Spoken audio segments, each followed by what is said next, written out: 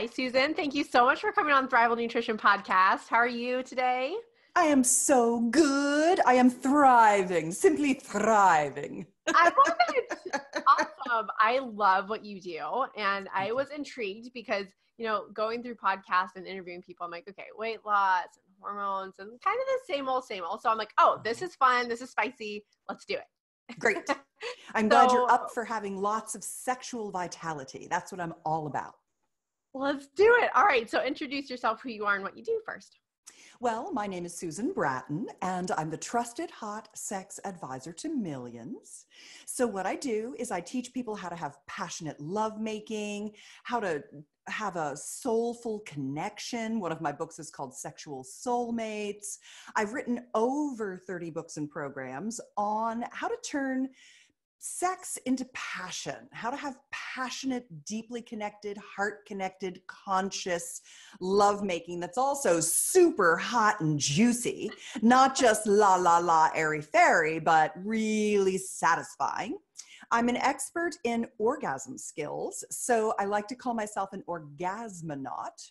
And I'm also really good at teaching people how to get the stuff out of the bedroom, out of the way, so that you can come together in the bedroom without any withholds or anger or what have you, by understanding your top relationship values and then supporting each other and having those. And most recently, what I've been focused on, because I've been doing actual pleasuring techniques and bedroom communication skills for many, many years, I recently realized that a big part of sexual pleasure is sexual health, and that a lot of the people who were my fans and followers would have a physical problem, and then they would just kind of hit a wall and they would stop having sex, and then that would go on for a really long time to the point where they didn't feel like they could even rekindle their sex life.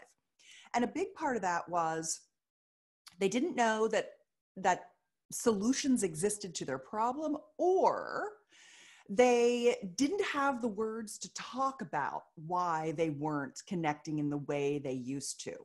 So I put together an event called the Sexual Vitality Summit, where I worked out all the solutions to all the problems that people have, and there's a vast number of them. And in doing that, I really worked with famous functional doctors, integrative doctors, tantra teachers, sexologists, and we came together to help people know that there are solutions to almost every sexual issue, whether that's painful sex or dryness, lack of lubrication, or there's something, anorgasmia is a big one. Erectile dysfunction, of course, but also things like premature ejaculation, which affects 1 in 4 men, delayed ejaculation, which is happening more and more, loss of general sensation, loss of libido, loss of desire, inability to become aroused, all kinds of other things, from cystitis to vaginitis to UTIs to lichen sclerosis, or even just natural aging and atrophy, which happens to us all, no matter what we do. And so it was a really, really fun experience to just dig deeply into all of the incredible solutions that are out there to rekindle our desire for sex generally and our partner. Awesome. Yeah, I would say a lot of our audience is women and moms. So we're busy. I don't know. I feel like in the season of like we have a lot of demand. We have little humans that are just messing with us all day, on us all day. And I feel like I personally never went through it when I had young. I have a 9 and 5, so they're kind of getting older, and I'm not really in that toddler stage anymore. But where you just don't feel as sexy anymore because you have like spit up all over you and you're breastfeeding or whatever it can be. So I think this will really touch on a lot of things women are feeling. Maybe they're a little bit afraid to like say it out loud, but wanting to bring intimacy like back into the bedroom. So I would love to start off with what you say about leaving everything out of the bedroom, because that is a huge thing. We bring in work frustrations, just frustrations of life in general, kids, you name it. So I know that's a big blocker for a lot of people. So I'd love to your input on that. Yeah. Okay. So, and I think also, based on what you were just talking about how as mothers, which I've been through this myself, now my daughter's 22 and absolutely stunning, gorgeous, amazing. But I've had all those feelings that new moms experience, including a complete and total lack of desire for my husband. So I feel ya, mama, I feels ya deeply and supremely. The first thing that I would say is that if there are things that you're frustrated with outside the bedroom, you really have to get those cleared up. You can't pussyfoot around. You can't make excuses. You have to stand for what you need. Generally, your partner, and I'm just going to presume that the large majority of your listeners have a husband, not a wife, but it works no matter what gender your partner is. Everything I say goes across the gender spectrum. The only times when it doesn't is when I'm specifically talking about someone being testosterone dominant or penis owner and or estrogen dominant, a vulva owner. And by the way, vulva's the new vagina. We sexperts don't like the word vagina because that's just one part of the overall female urogenital anatomy. And it is just one of the many parts of our vulva that are important and bring us joy and pleasure. So we say vulva now. Love it. Okay, vulva. And I know it's like mulva. So then the thing that you have to do is you have to tell your partner the stuff that you need to be happy in your relationship, because he is a testosterone person. He looks at the world in a completely different way. He doesn't have a lot of the nuance of emotional knowing that you have. And things don't bother him as much as they bother you as the female. And so that's because estrogen has a critical eye. It looks at everything, and it worries much more and is anxious about things. And when things aren't going right, and estrogen's critical about itself. So like, you think you look worse than he thinks you look. You look good to him. Yeah, he doesn't even see spit up. He just sees the woman that he would like to be very, very close and intimate with. And you see the spit up and the wrinkles and the cellulite and all this stuff. It's almost like testosterone gives him rose-colored goggles. And it also makes him a little unaware of things that to you are a big thing. So what guys like is a list. Just tell me what you need me to do to make you happy. They live to make us happy, but you have to make it very easy for them. And one of my most famous books, I think maybe it's my top selling book. It's hard to tell. 25, 30,000 copies have been sold. Is a little tiny workbook called Relationship Magic. I'll give you a link for it to put in the show notes, because you don't have to buy it for $27 on Amazon. I'll give it to you for $9.95, and you can print it out and do this worksheet with your partner. It basically takes you through understanding what it is that you want most out of your relationship. You don't even know, nor have you expressed it to your partner. You think you have, and you've done a terrible job expressing your needs. I guarantee you, just because you haven't done this exercise. And I know you're like, wait a minute, I know exactly what I want.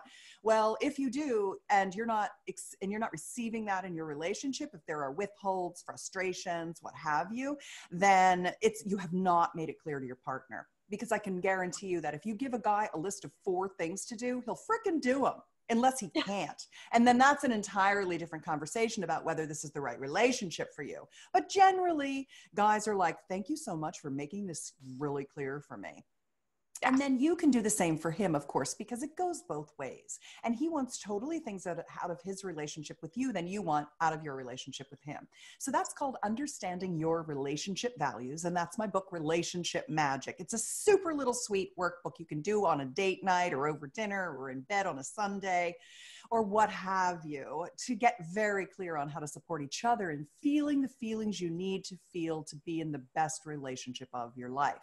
So when you've got that going, that really actually helps your libido a lot, because it's like if your other needs are being met, then you can go on. It's kind of like you have to have your baseline covered before you need a stable platform on which your libido and desire and arousal can grow.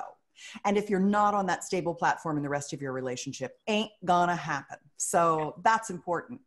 Yeah, I know. I was just telling my husband yesterday, I was like, I feel like women are just emotionally, they have to be emotionally connected to like really like want to have sex versus men. I mean, I think they're just ready whenever. I mean, not all men, but most of them are just ready whenever.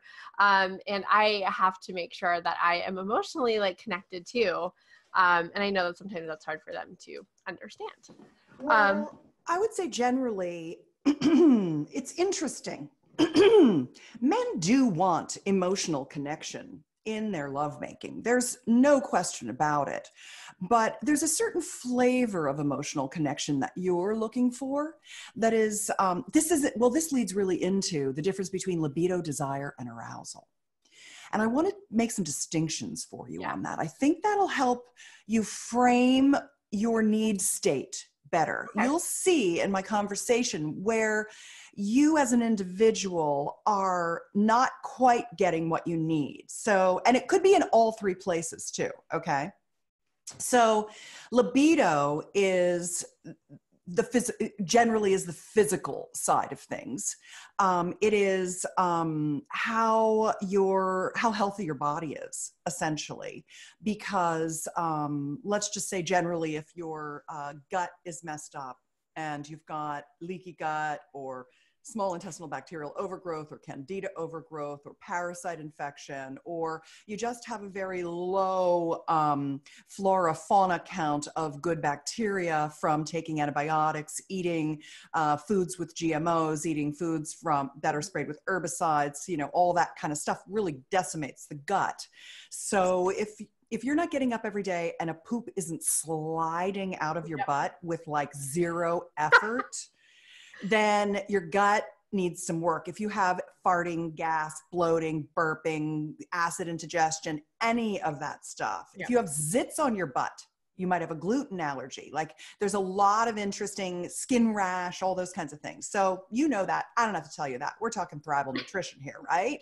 This is enough said, but it's nice to hear it in the form, in the frame of libido. Oh, yeah. Okay. Because then obviously if your gut is messed up, you're not making hormones at the level that you could be. And you probably aren't having, and you might have a lot of bound hormones, but you don't have any free usable hormones, right? Your hormone receptors aren't getting the hormones docked on their station, if you will. Yep. And then the other issue is you're not making serotonin. You're not making a lot of the neurotransmitters at the level you could be. So you're not feeling so good. You're not making your dopamine and your serotonin. You need your gut bacteria to produce that stuff. So that's one kind of ground zero around libido. And then as you age, of course, once you start hitting 40 and you start going into perimenopause, your estrogen's dropping. And then that's also aggravating things like vaginal lubrication. You might be having lubrication issues. By the time you're getting into your late 40s and early 50s, you might be having actual painful sex, thinning of vaginal tissue and things like that. So that can lower your libido. So all of these kind of body-based things are very inextricably entwined.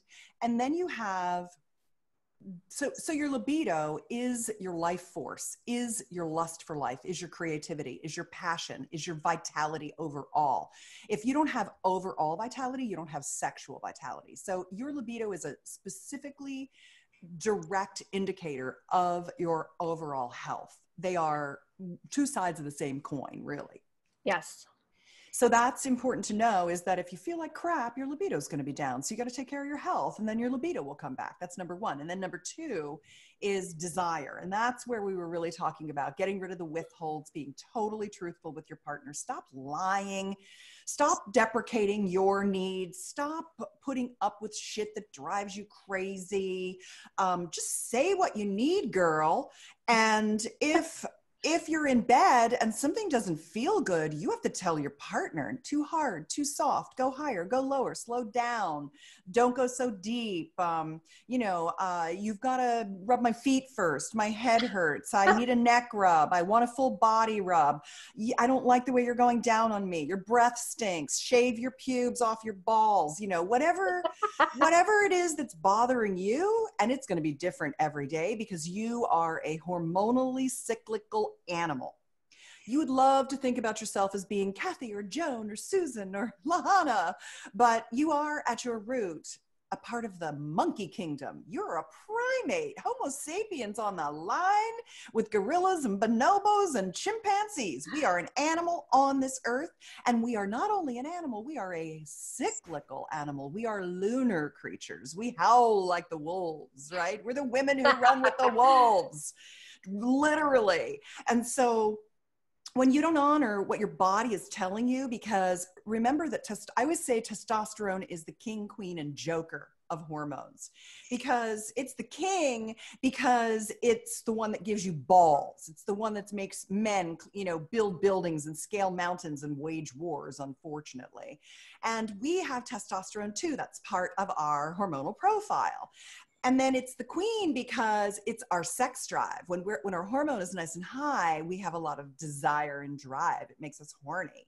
But it's also the joker in that because it ebbs and flows for us, we need to make sure that we tell our partner in every moment what it is our body wants. I call this the sexual soulmate pact.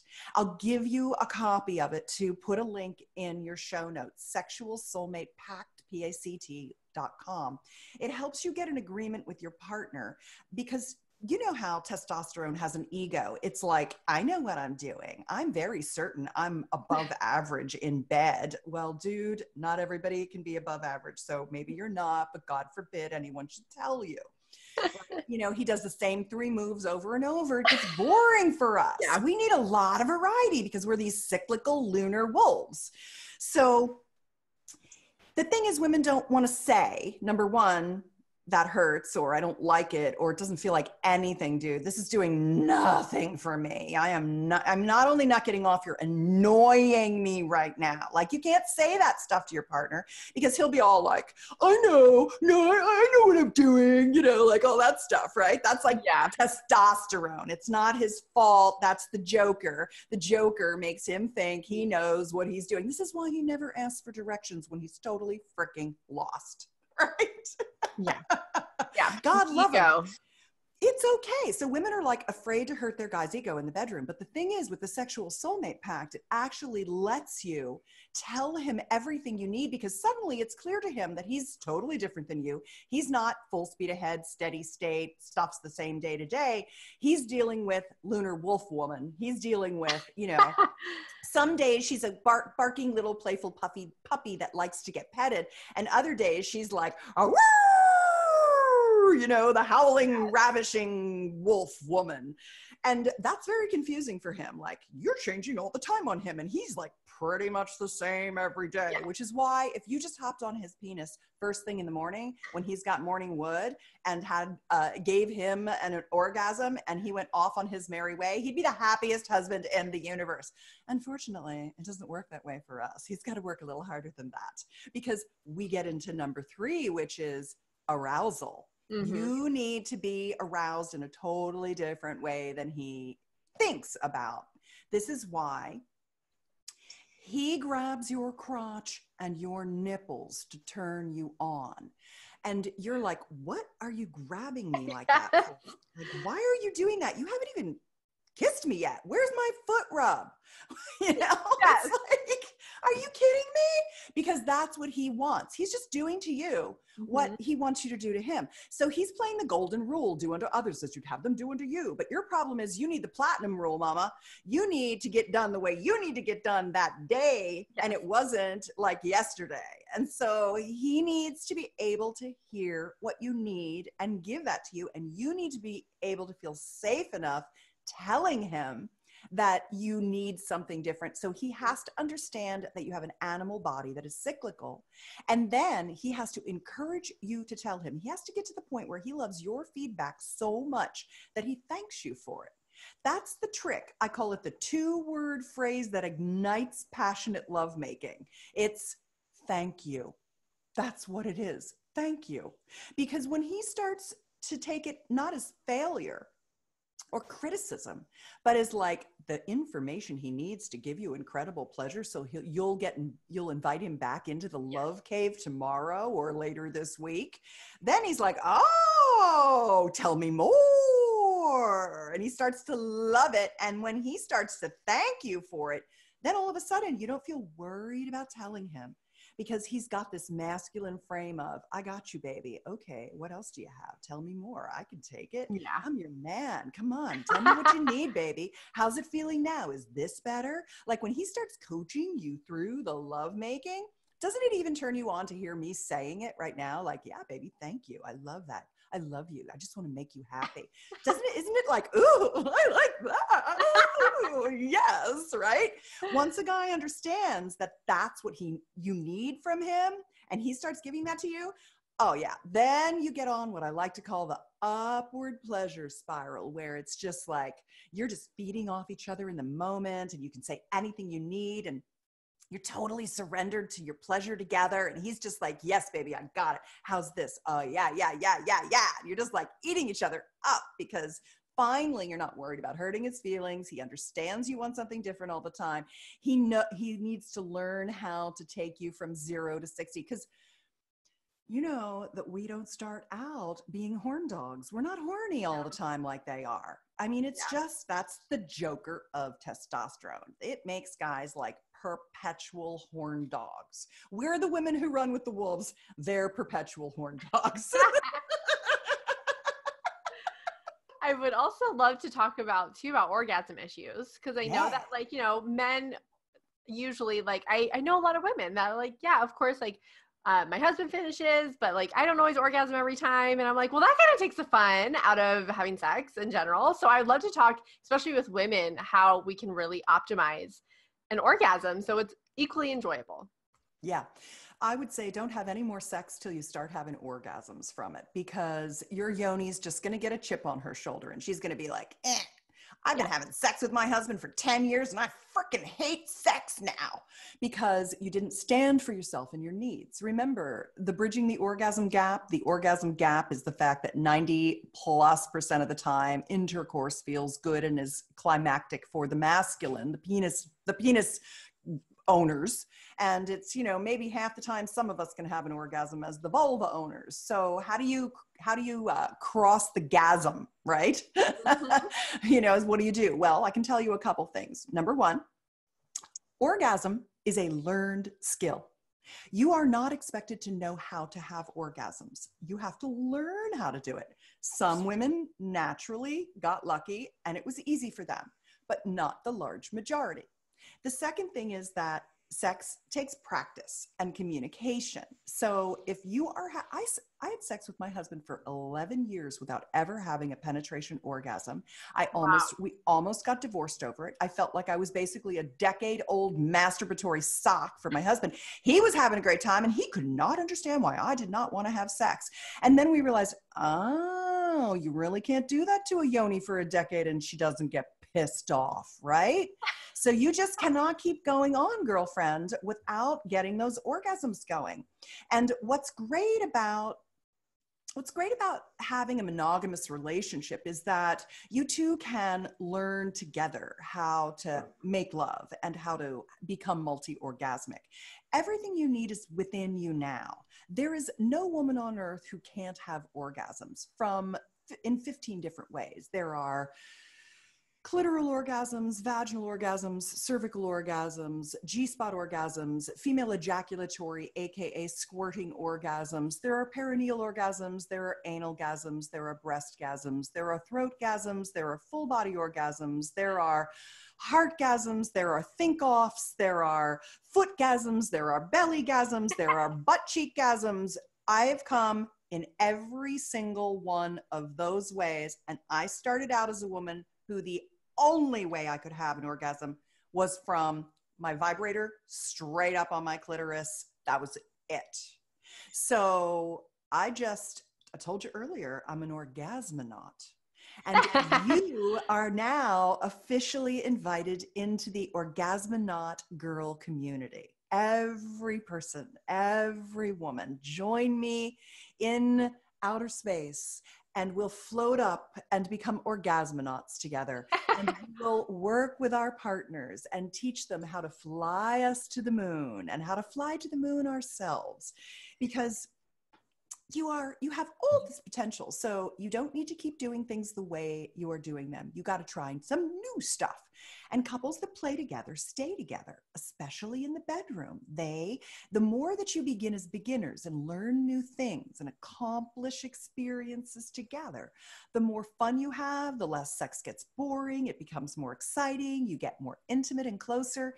And you get over the idea that there's any failure because you're just learning together. It turns sex from, in a way, really a chore in some ways, or like it's all right. I like my husband, I do it, and it's all right. When after I'm done, I'm like, okay, it was fine. But I want you to just be like mind blown, body incredible. I want you to love your body, love your yoni, love sex, love your life, keep having better and better and better sex all the time with your partner. That's what I want for you. And you can have that because all that is mindset, which is like, boom, your mind. Oh, you mean I just need to think about it this way now? Okay, boom. That's what I'm doing. Like that's mindset shift.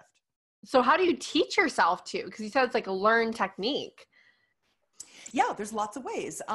You can, like I have I'm a publisher of online programs. So I have programs like Expand Her Orgasm Tonight, Keep Her Coming, Female Liquid Orgasm. So you can, as a couple, buy online programs. There's lots of people who make really interesting, like yoni massage and lingam massage and all kinds of wonderful online programs that you can watch together and then try the techniques.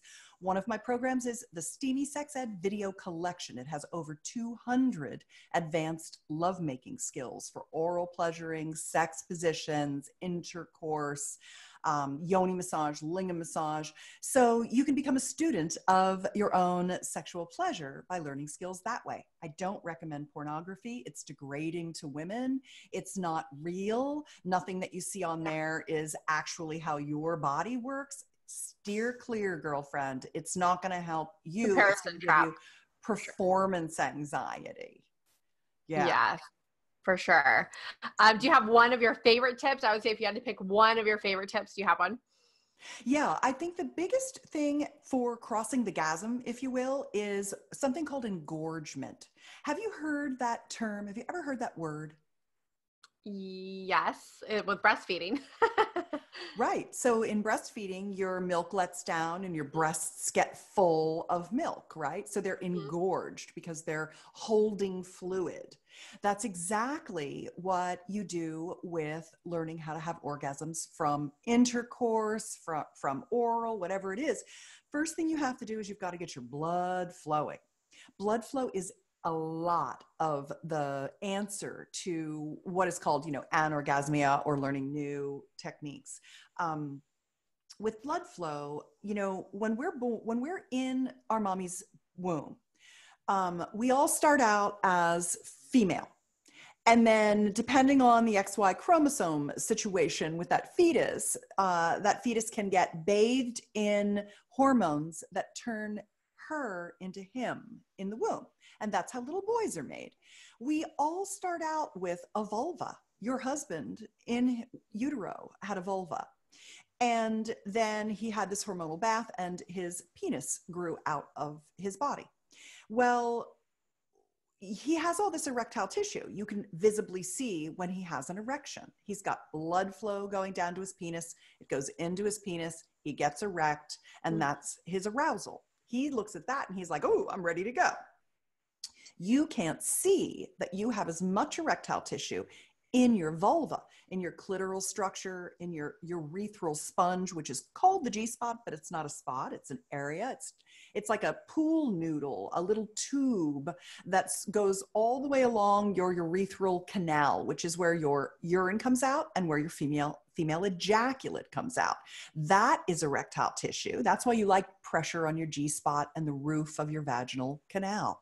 There's a perineal sponge on the bottom of your vaginal canal between your vagina and your rectum that loves to be touched, also stroked through the perineal area, right up in there. That's what the man has as his P-spot, which is his prostate.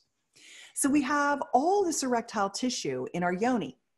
Right underneath the fur on each side of the opening to your vagina is your vestibular bulbs, that when you see those 3D renderings of the clitoral structure, you see the clitoral head, the shaft, the little arms and the little legs. Well, the little legs are right there under your fur, right on each side of the opening to your vagina. That's your labia minora. Under your labia minora are those vestibular bulbs. They like kneading, pressure, they get plumped up. And then your crura, the little clitoral legs, they drip down right from your clitoral shaft, right over the opening to your vagina, right kind of along the channel of the opening of your vaginal area. That whole thing opens, and there's your clitoris, and then there's your urethra, your exit where your urine comes out, and then there's the opening to your vagina. That's your introital sphincter, that opening. Well, that whole area just on each side in there, that's where the little clitoral legs are. So you want to rub that.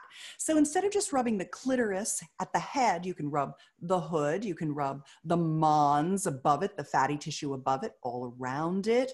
So the best thing that you can do is teach your partner how to totally engorge all that tissue through manual stimulation, a good yoni massage with good avocado or coconut, organic oil. Rub, rub, rub, then he can go down on you, and then you can consider penetration. But until you're fluffed up and fully engorged, you're really not going to begin to feel the pleasure from intercourse that you could. A lot of times women rush it because men are full speed ahead. They're ready to just get right in. And so we don't get the time required to get fully aroused. But if he plays with all that tissue and rubs your body, kisses you, and starts with the foot rub and the neck rub, and then works his way into the creamy center, then you're getting relaxed and aroused and turned on and tumesced or engorged. And then sex starts feeling a lot better because you've got blood flow, so you can feel sensation. Love that. And before we finish up too, some of your favorite ways to boost libido in general. So I know that you were telling me too that a salad is the new Viagra, which that's really cool. So I'd love for you to dive into that as well. Yeah. So I like to say salad is the new Viagra because if we're eating vegetable oils and French fries and fried foods of any kind, we're clogging our arteries, both men and women. Now that you know that your erectile function is as important as his, you've got to really watch the kind of oils that you eat. You need to eat much healthier fats. So what I like to do is I like to douse my salads in organic avocado oil. So I take a cup of organic avocado oil, a quarter cup of, I like locally sourced red wine vinegar, but you might want apple cider or another kind of vinegar that you like. And then a tablespoon of Dijon mustard. And you shake that up in a jar. And you can add things to it. I like to add shallots. I like to add some dried savory or marjoram, never both at one time, just one or the other. Salt and pepper. You could add fresh herbs. You can have, it's just a cup of good oil, a quarter cup of the vinegar, and a tablespoon of Dijon mustard.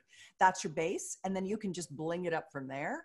But once you start putting that on your salad, instead of bottled dressings of any kind, you're getting rid of all the thickeners, the emulsifiers, the broken crappy fats, and all the stuff that's clogging up your arteries so that you aren't able to get full orgasmic function, full erectile function. So that's a big thing that you can do for your libido, is obviously eat more organic greens and leafy vegetables, and do it by having homemade salad dressing that lasts for weeks in your refrigerator. It won't last for weeks because you'll eat it all because it's so tasty. You'll be like, oh my God, I should have been eating this all along. So that's one thing. And then the second thing is that there are botanicals that work very well. One is nitric oxide precursors to get the blood flowing again, especially if you're pushing 40. Your nitric oxide is starting to diminish just as your hormones are. So I really like L-citrulline or citrulline malate, or something that's made from beetroot powder or spinach powder, anything that has high nitrates in it. And nitrates aren't bad. That's not the stuff that's in bacon. Those are the naturally occurring things that are in food that are the precursors for your body to make nitric oxide. So that gets your blood flowing again. It actually increases your mental capacity for cognitive function, because you've got more blood flow to your brain as well. So I like that. And then as long as you're taking at least a really good, one a day or a multivitamin of some kind, and you're getting at least your basic minimum daily requirements of vitamins, always start there. Don't add botanicals unless you're getting at least a good solid daily vitamin mineral complex. Definitely. Add on top of that 3 things. Tongkat Ali, which is a fern from Borneo, Malaysia, and then Tribulus terrestris, which is a pretty little yellow flowered plant, and then fenugreek, which is also, it's a little fennel seed type of a thing. Those 3 things, especially if you rotate them through, you could take a tincture, you can take a powder in your smoothie, you can take a supplement, a capsule of the powdered product. You just rotate through those 3, and that will really give you good libido support. And then maca is very good. Maca powder in your smoothie is great. And then cacao, and that's chocolate. Cacao has polyphenols in it, which are very good for blood flow, but also just generally libido support. So like a couple of squares of a 75% dark chocolate or more, low or no sugar chocolate every day, a couple of squares of chocolate. These are really the 5 libido botanicals that have some research and data behind them, as well as ancestral wisdom from our indigenous cultures, using these for male and female libido support for eons. So, the ethnobotanists understand the plant and people connection, and these are what ethnobotanists recommend. Yes. No, we've used a couple of those in our practice and with great success too. So I would love for you to share where we can find you. This has been such a fun talk. I've learned so much. Hopefully women have learned a lot too and are motivated to try something new and purchase one of your programs. So share where we can find you. You can find me at betterlover.com. That's my favorite place to find me right now because that's my YouTube channel. And I dress up in crazy costumes and I teach all kinds of things about sex. So for example, I have a whole series on how to have orgasms from intercourse, penetration orgasms, how to cross the gasm. So that's a really good series where I can go into depth about all of the things that might be what's missing for you in your sex life to have the experience of orgasm from intercourse. Because if you're not having that, that's the thing to put your attention on, especially if you have a male-bodied partner, because it's the most beautiful thing that you can possibly do with another human being of the opposite sex.